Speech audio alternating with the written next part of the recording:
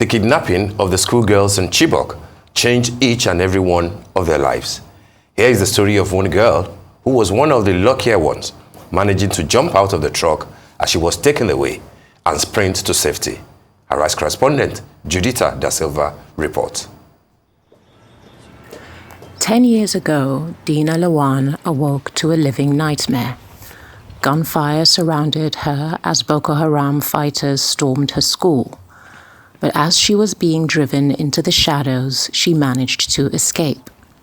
Now she's pursuing a PhD at Berkeley in California.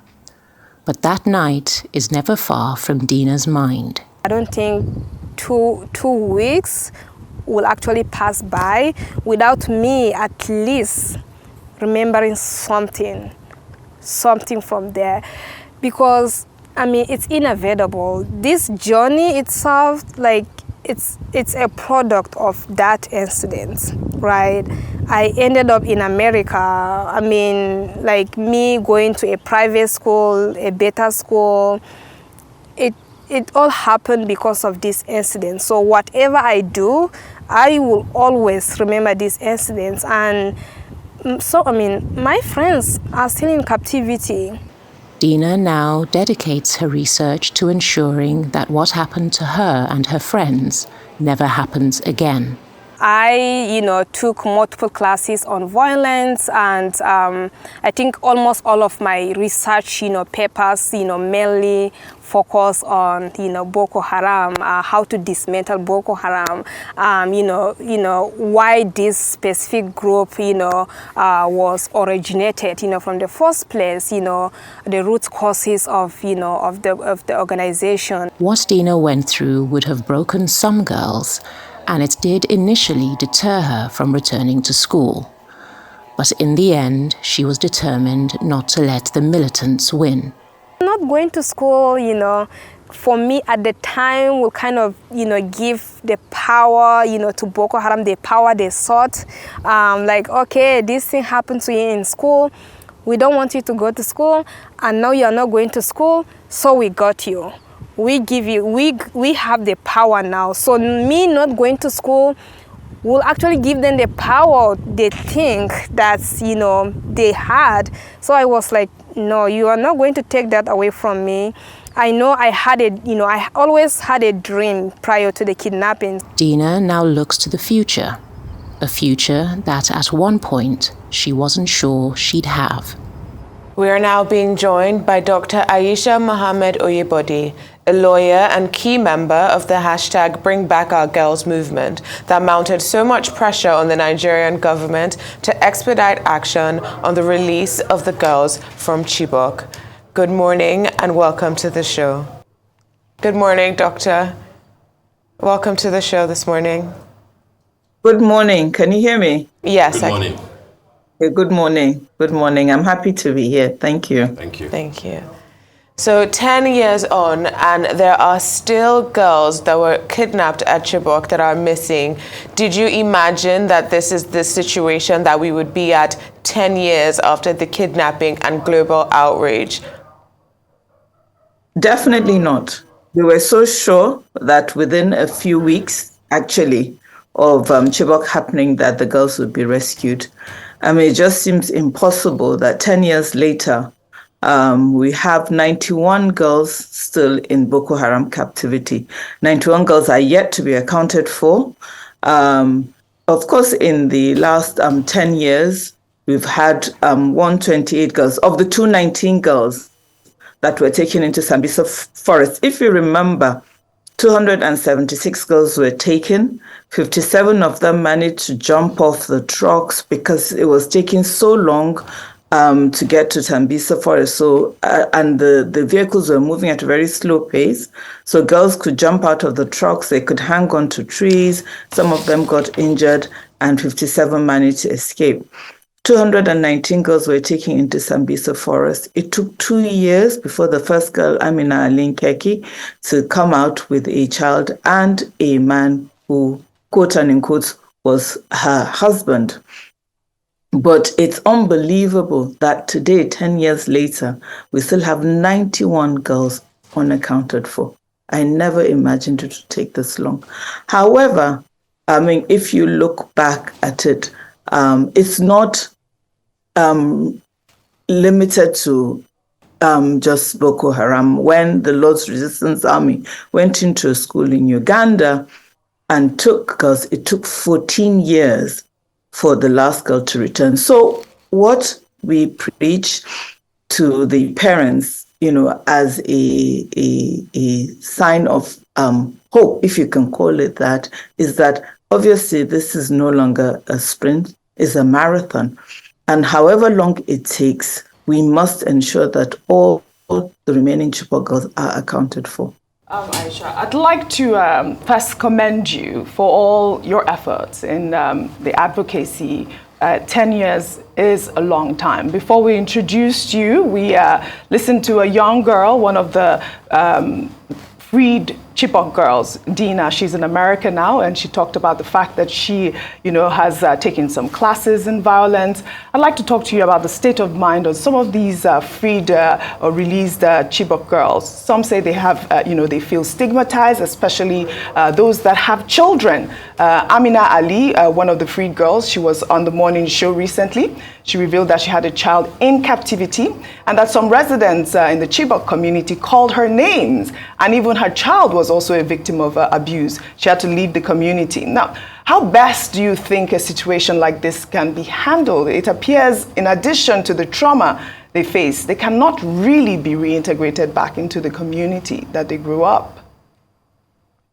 Okay, so let me start with the latter part of your question, and then I'll talk about the earlier part. You're absolutely right. The stigma is unprecedented. You would have imagined, given the fact that those girls were taken under our watch, you would have also imagined that, given how long it has taken for us to get them back, that we expected the communities to be so much more accepting, to be so much more empathetic of what these girls have gone through. And that's not to say there hasn't been empathy in certain quarters, but what I am saying, which is what you are saying, is that you cannot blame girls. These girls were taken as adolescents under our watch. Some were as young as 13 years of age. And, it's part of the ethos of groups like Boko Haram. They very quickly, break them. Breaking them means forcing them to marry. There's a lot of sexual assault that's going on. There's a lot of violence that has gone on. And then these girls come back and they're still being stigmatized. And I think that that's where there's a huge failure.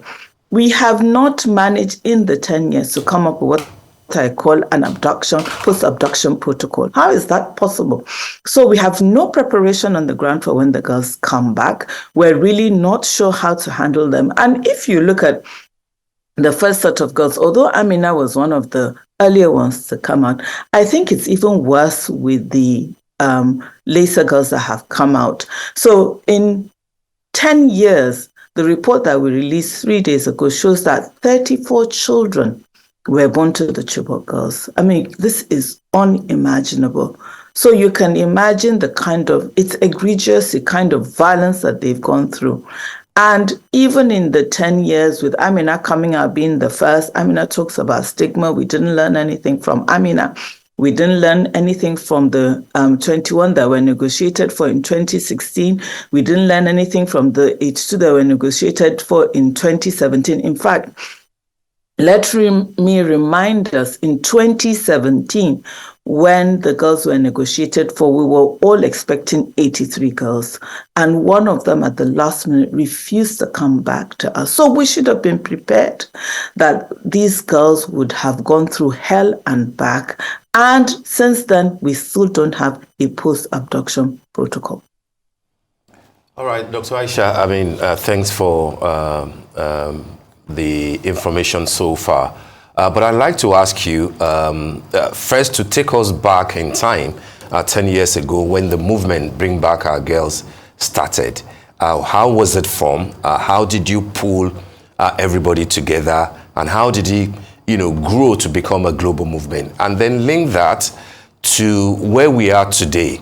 given the fact that one of the key members of the movement is now very high up in government, in the present administration. And as a matter of fact, the governor under whose watch the Chibok girls were abducted is now the vice president of Nigeria. How are there lessons that we have learned, and how better prepared are we, given that those who were part of the Bring Back Our Girls movement are now in positions of power? Is it a good thing that, is that a good news for Nigeria, given the fact that the whole story of abductions and kidnappings and banditry and terror, has not abated at all?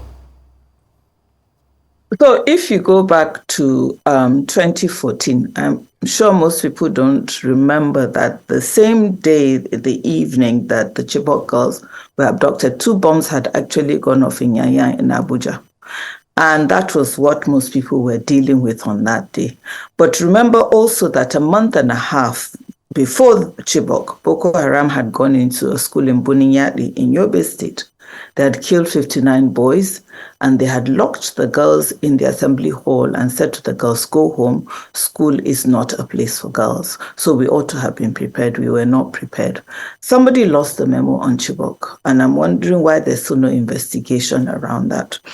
When Boko Haram insurgents, the young men went in there, they were not looking for girls. They were looking for a block-making machine, and they were looking for food.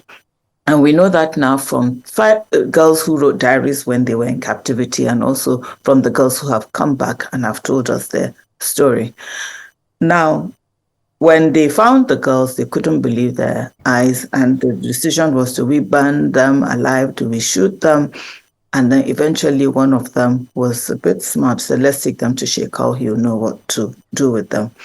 So there was a lot of initial confusion as well. There were lots of denials and counter denials. At one point, government said only 2 girls were taken, and then it was until the principal of the school came out and said, no, we've lost over 200 girls, that everybody now, there was a general panic across the nation. I remember the first phone call I received about the abductions. I remember thinking, no, it's not possible. I thought probably it was a situation like Boninyadi, maybe they had told the girls to go home. But very quickly, when we realized it had actually happened, a lot of women started to call each other. And Bring Back Our Girls was actually formed as a loose coalition. Bring Back Our Girls is actually a movement. It's a movement of Nigerian women. It's a movement of a lot of civil society groups led by Nigerian women. And of course, men also joined the movement. So it's a loose movement that, we came together as a group. And the aim really was to cry out, and of course there were family members also that were involved, to cry out against this very, very, like I call, egregious event that had happened in the school in Chibok. And it has been like that in the last 10 years. And yes, it has ebbed and flowed because, like any movement, like I always say, it's like a relay. There will be times when there's a lot of activity, there's a lot of emphasis, there's a lot of passion, and then sometimes that passion will dwindle, but other people will take it on. Now, the fact that some of the members of the Bring Back Our Girls are in government today, I'm not sure is actually a negative for the group. I think what it is that their activism has actually shown that they have the capacity to lead. Now, has that, so there are those who see it as a negative, but I don't see it as a negative. I think that what we should be more interested in actually is the failure of governance.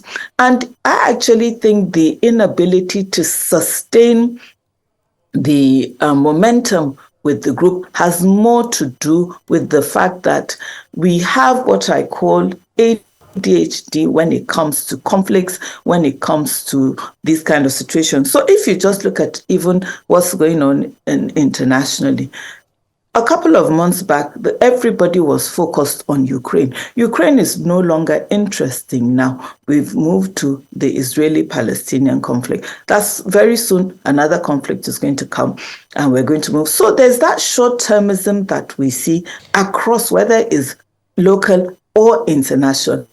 And that's where actually the problem is. And I think that so if we're going to look at where should the emphasis be? The emphasis should be on those who are in government now. What are they doing about looking at the long-term impact of the Chibok abductions? But that does not diminish their role, the fact that they were also members of the Bring Back Our Girls. I hope that answers your question. It does. Thank you. Yeah, thank you. Thank you.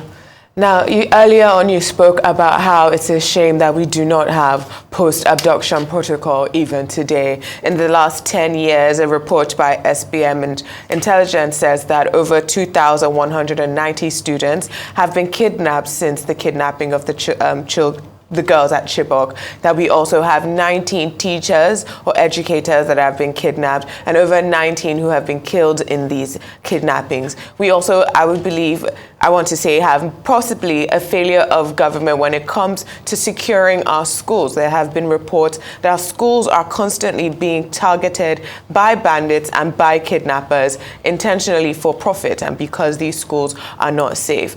Do you think, I want to ask, in light of the movement, the Bring Back Our Girls movement, and in light of what we've seen in the following years since, it seems now Nigerians have become used to learning that students are being kidnapped, do you think that the government is doing enough to keep the children of Nigeria safe, especially when it comes to schools in these areas, these rural areas? And also, how do you think that a movement or momentum can be re-injected into the Bring Back Our Girls movement or movement to keep Nigerian children safe in general? How were you guys able to get that global attention that 10 years ago, sustained global attention for a period of time?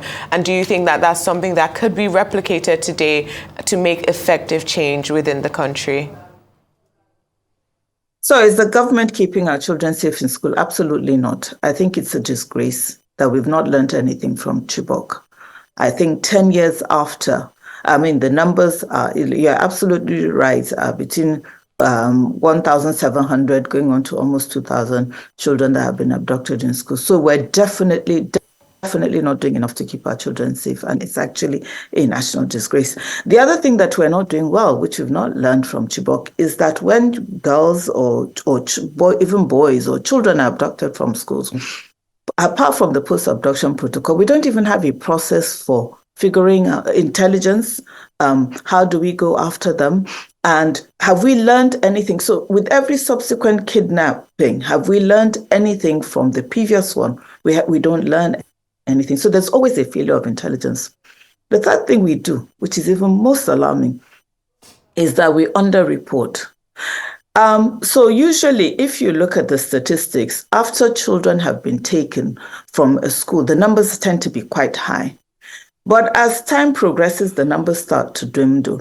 What we believe is happening is that state governments are afraid to admit to the numbers that have been taken. They underreport. And then guess what happens? We actually have children who are not accounted for on either side. Now, if you underreport and terrorists take children, they're not going to report. They're not going to return the ones that you have underreported. We have learned absolutely nothing from Chibok. How is it possible today in Nigeria, whether they are bandits, whether they are terrorists, whether they are criminal elements, will come into a location and take as many as 200 plus 300 children at a go? It's a failure of policing, it's a failure of intelligence, it's actually a failure, it's system failure, it's a failure of governance. And it should be unacceptable. And I think if we want to regain momentum, I think the emphasis now for Bring Back Our Girls should be different. One of the things that I keep advocating for is we need to have a zero tolerance policy for this kind of abduction. Since Chibok, nobody has really been prosecuted in terms of or brought to book for these crimes against the Chibok girls. Now, since then, all of the abductions, there has been no accountability, no responsibility.